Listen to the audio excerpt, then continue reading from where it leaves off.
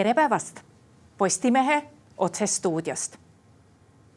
Järgmisel nädalal saab 4 aastat sellest, kui Ukraina on sõjas, mis tähendab, et 4 aastat oleme ka meie mõelnud natuke teistmoodi sellele, kuidas kaitsta oma inimesi. Meil on stuudios siseminister Igor Taro. Tere päevast. Tervist. See 4 aastat ei ole nüüd kõik olnud teie ametiaeg, aga kas me oleme pigem rääkinud sellest, et me peame kodanikukaitsega midagi muud ette võtma või me oleme midagi silmnähtavat ka ära teinud tänaseks?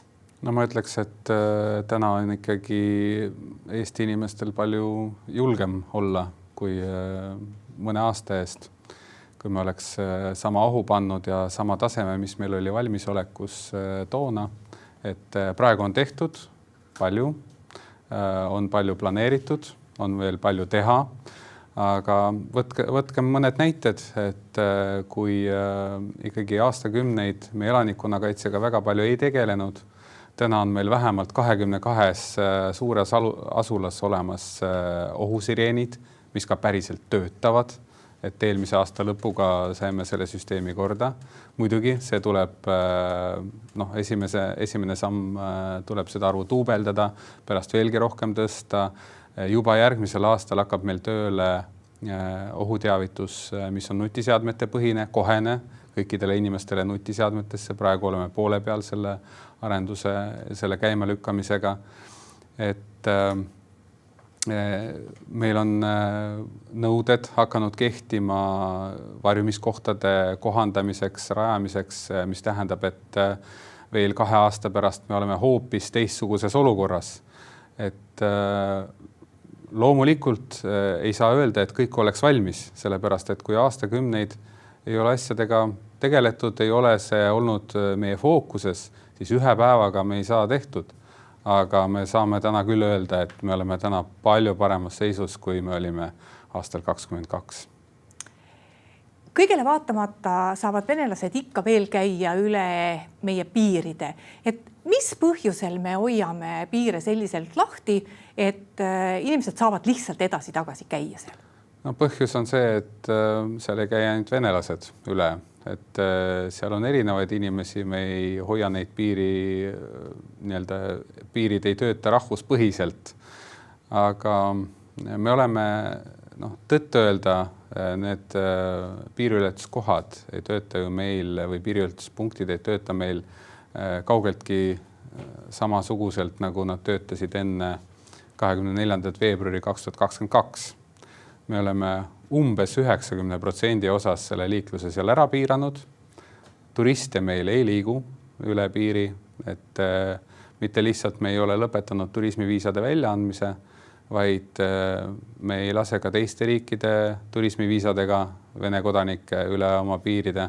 Ka siis, kui nad ei tule näiteks välispiiril Narvas, Koidulas, Luhamaal, vaid ka siis, kui nad maanduvad näiteks Tallinnas, näitavad passi ja seal on mõne teise riigi turismiviisa, siis keeratakse neil ots tagasi ja saadetakse kodumaale. Et me oleme selles osas olnud väga ranged.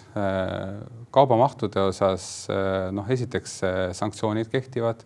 Teiseks me oleme kogu muule kaubaliiklusele kehtestanud täieliku tollikontrolli, mis tähendab, et kui meil vanasti liikus olevast 2 maantee piiripunktist 70-90 rekat päevas, täna liigub 7-9, alates 24. veebruarist, kui me piirame liikluse 12 tunnile, saab see olema selline 4-5 autot päevas võib-olla, mis on lisaks ka kontrollitud, et seal ei ole sanktsioonikaupa peal. Et ma arvan, et me oleme peagi selles staadiumis, kus me ei ole mitte 90% piiranud, vaid 95%. Nii et me hoiame seda pragu seal lahti täpselt nii palju kui võimalik ja vastavalt ohuolukorrale toimime. Tegelikult on ka seda naaberriigid teinud täpselt samamoodi, lihtsalt olukorrad on mõnevõrra erinevad ja sellepärast see piiriliikluse seis on mõnevõrra erinev. No Narva inimesed teavad rääkida, et tegelikult on see pilt suhteliselt selline, et seal on mingi punt mehi, kes käivad 10 korda edasi-tagasi üle Venemaa piiri, neil on seal mingisugune potsik õli või midagi muud kaasas, mis siis kas viiakse või tuuakse, et kas me sellist asja on vaja ja lõppkokkuvõttes see piiripunkti lahti hoidmine on raha. Et kas me selliste tüüpide jaoks nagu peame seda piiripunkti lahti hoidma ja kas selline liiklus, siuke imelik edasi-tagasi kõndimine on seal tolereeritav? Ütleme niimoodi, et kõigepealt 10 korda ei ole võimalik üle piiri päevas kõndida edasi-tagasi, et ma olin ise mõned kuud tagasi Narvas piiripunktis 4 tundi tööl ja vaatasin, kuidas see toimub. Ütleme, et selline tüüpiline kaubavedaja, ta tuli järjekorda hommikul kell 8, et minna siis teisele poole üle ja ta jõudis siis tagasi Eesti poolele õhtul kell 8, ütleme arvestades. Järjekord oli nii pikk? Jaa, et arvestades kõiki järjekordi, kõiki protseduure, mida tuli läbida, ilmselt ta teisel pool väga palju aega ei veetnud, aga siis tagasi tulles oli samamoodi järjekord, samamoodi olid protseduurid, et see ei olnud kiire. Teiseks vaatasin ka üle, et mida nad siis veavad seal. Minu teada ilmselt õlipotsikuga ei ole seal nii lihtne üle saada, et õlid on ilmselt nagu meil sanktsioonikauba all. Meil on palju muud sellist kaupa, mida veetakse, mis ei ole piirangute all. Täiesti sellist lihtlabast, ütleme, kodu majapidamistarvete poe asju oli seal sellised 3-5 euroseid mingeid kulpe, köögitarbeid, mida viiakse siis teisele poole välismaa omi, mida siis Venemaalt muidu osta ei saa. Et niuke, ütleme, 1 või 2 kohvrit pahna tihtipeale viiakse siis sellist odavat üle, sellega siis teenitakse mingisugune väikene raha. Ma ütleks, et ega see väga lihtne teenistus ei ole, seista seal kas külmas või palavas. Ja ega ta meie poolt soositud ka ei ole, sellepärast, et me igal juhul kontrollime kõike väga põhjalikult just selle mõttega, et sanktsioonikaupa üle ei toodaks. Ma olen näinud, kus naisterahval teiselt poolt üle tulles ka 5 näomaski korjati ära, sellepärast, et tegu on sanktsioonikaubaga, et ei ole mingit sellist, et võib-olla tuleme vastu ja mingisugune väike kogus võib üle pääseda, et ei ole nii. Et ikkagi see sõel on seal väga tihe, aga põhjus, miks me endiselt alles hoiame, et seal käib teisi inimesi ka. Seal on humaansed põhjused teatud juhtudel. Seal käivad meie diplomaadid üle, ka teiste riikide diplomaadid. Soome minister isegi kunagi tänas, et hea, et meil see Narva punkt veel lahti on mingil kujul, et nad said siis ka Soomest mõned isikud välja saata tänu sellele, et meie punktid on lahti, muidu oleks olnud see väga keeruline. Luhamaa ja Koidula lähevad nüüd öisel ajal mõneks ajaks kinni. Et mis põhjusel, kas ületuste arv on vähenenud ja miks ainult mõneks ajaks? Loomulikult on ületuste arv vähenenud nendel põhjustel, mida ma ütlesin, et me oleme seda ust ikkagi 90% osas koomale tõmmanud ja lisaks tõmbame siis veel. See põhjus, miks me Luhamaal ja Koidulas selle sammu ette võtsime, peitub nendes piiriintsidentides, mida meil on siin ridamisi olnud. Et viimane oli seal Narva muulil, varem tekkisid meil mured seal seoses Saatse-Saapa, varem kasutuses olnud teega, kus kehtis selline eriline läbisõidurežiim. Et me näeme seda, et see Vene piirivalvurite kvaliteet on ilmselt väga langenud, et see valmistab meile muret ja seega me peame panema sellisesse piirivalvamisse või piiri kaitsmisesse rohkem ressurssi. Et meil on põhimõtteliselt piiril nagu 2 teenust, piirivalvamise ja kaitsmise teenus ja siis piiri ületamise teenus. Et ilmselgelt praegune olukord tingib selle, et ei ole põhjendatud, et me piiri ületamise teenusesse paneme sama ressursi nagu varem oleme pannud ja piiri valvamisse siis ei pane juurde, et me liigutame lihtsalt ühest kohast teise, et see on täiesti ratsionaalne otsus.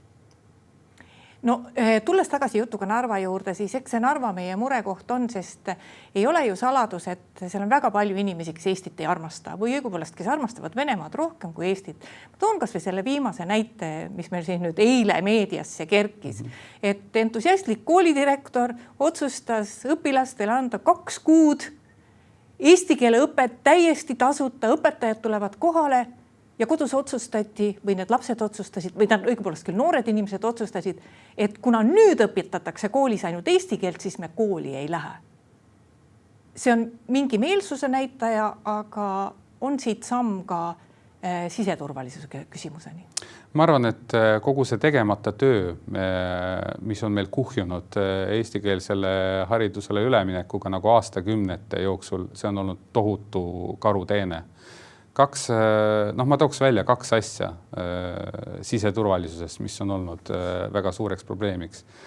See, et ühtset eestikeelset kooli ei ole tekkinud enne sellist praegust valimiste vahelist perioodi. Ja teine on see puuduv piirileping, eks ole, et sellega tehti ka kohutav karuteene mitukümmend aastat tagasi. Ja nüüd me tegeleme siis, nüüd me näeme neid vilju, kus üritati siis inimesi nagu kuidagi eraldi hoida, ei tea, mis põhjusel, et tegelikkuses haridusest kõik algab. Haridusest pannakse väga palju nagu väärtushinnanguid, pannakse paika läbi keeleoskuse, millises inforuumis inimene elab, millega ta ennast nagu seob. Et need on viljad, mida me praegu tõesti maitseme ja mis omavad siis siseturvalisusele mingit mõju, osaliselt ka märkimisväärselt rahalist mõju. Kui nüüd vaadata sellest vaatevinklist, et meil on ikkagi siin Eestis inimesi, keda me siin näha ei taha ja selle tõenduseks on ka need aeg-ajalt välja saadetavad, kes tõesti saadetakse üle piiri, siis mis kriteeriumid need on ja kui palju võib üldse olla sellist rahvast, kelle puhul me ütleme, et me ei taha, et te meie riiki tulete või me ei taha, et te siin riigis edasi tegutseksite? No ütleme, et meil on ju mitte lihtsalt vaba riik, aga vaba riik selles mõttes, et see on ka võib-olla üks põhjuseid, miks me oleme seda pragu seal piiri peal natuke nagu lahti hoidnud, et esiteks me saaks tagasi ajaloolisele kodumaale saata kõiki neid, kes oma sellises tegevuses igati igatsevad seda, aga samas meil on uksed lahti ka kõigile neile, kes võib-olla midagi ebaseaduslikku ei tee, aga nad tunnevad, et neil on siin võib-olla kuidagi halb olla, et me ei hoia ju kedagi kinni, et alati võib minna. Et kui inimesed ei lähe, nad jäävad siia, siis me eeldame, et tegelikkuses ega neil seal vist teisele pool nagu väga ei meeldi. Aga ma arvan, et sellised iganenud hoiakud ja igasugune nõuka nostalgia tegelikkuses ma ei saaks öelda, et see on ainult rahvuse põhine. Ma olen näinud kahjuks sellist nõukogude nostalgia ilminguid mõnikord ka eestikeelses seltskonnas, kus igatsetakse taga mingisugust kolhoosi korda ja väidetakse, et küll kunagi olid asjad nagu palju rohkem korras. Tihtipeale inimestel seondub see pigem mingisuguse noorusaja nostalgiaga, ei aduta, millises riigis me tegelikult elasime toona, milline vabaduste piiramine see oli. Ja ma arvan, et võiks natuke nagu mõelda sellele, et kuidas asjad toona päriselt olid ja hinnata, eriti nüüd, kui meil on suur vabariigi aastapäev ees, eks ole, hinnata ja mõelda, et kui õnnelikud me oleme, et me mitte lihtsalt vabariigis ei ela, vaid päriselt vabas riigis. No te olete tulnud välja ka ettepanekuga, et me võiksime hakata piirama või keelama nendel Vene ja Valgevene kodanikel, kellel ei ole siin pikaajalist elamisluba, et nad ei saaks siia soetada kinnisvara. Et mis see muudaks, sest tegelikult kui neil ka kinnisvara siin praegu oleks ja neil ei ole õigust Eestisse tulla, et ega nad siia kinnisvara ei ole argument, et sa saad Eestisse tulla või on? Kinnisvara ei ole argument, et ma neid vaidlusi olen pidanud aastal 23, kui ma olin põhiseaduskomisjoni esimees, siis meil on üks Europarlamendi liige, kes kogu aeg seisab Vene kodanike õiguste eest. osales ka selles diskussioonis, kus me lahkasime siis ühte avalikku pöördumist, milles nõuti siis viisaõiguste taastamist neile inimestele, kes on siin mingi kinnisvara. Eesti ei ole seda teed läinud ja kinnisvara omamine ei saa olema viibimise aluseks siin, et meil on üpris selline alalhoidlik migratsioonipoliitika, me hoiame nendest põhimõtetest kinni.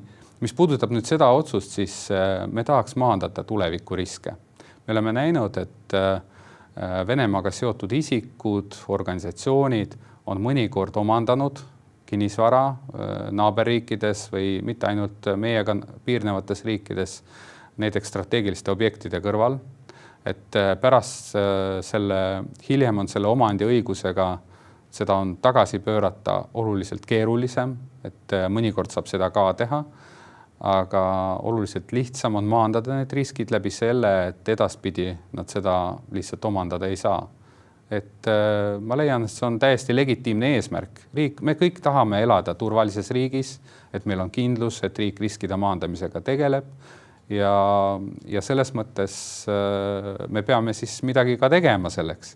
Ja see meede on ka proportsionaalne, et meil ei teki siin mingisuguseid põhiseaduslikke vaidlusi, et seadusel tagasi ulatuvat jõudu ei ole ja see kehtib tõesti nende inimeste suhtes ainult, kes ei ole Eesti pikaajalised elanikud. Et me eeldame, et pikaajaliste elanike puhul meil ei peaks nii palju küsimusi olema, nende ajalugu on teada, nende taust on teada, et kui mingid probleemid ka neil tekivad või nende puhul, eks siis tegeletakse nii-öelda juhtumipõhiselt, aga selline kõrgemate riskidega grupi me lihtsalt filtreerime sealt välja ja ongi kõik.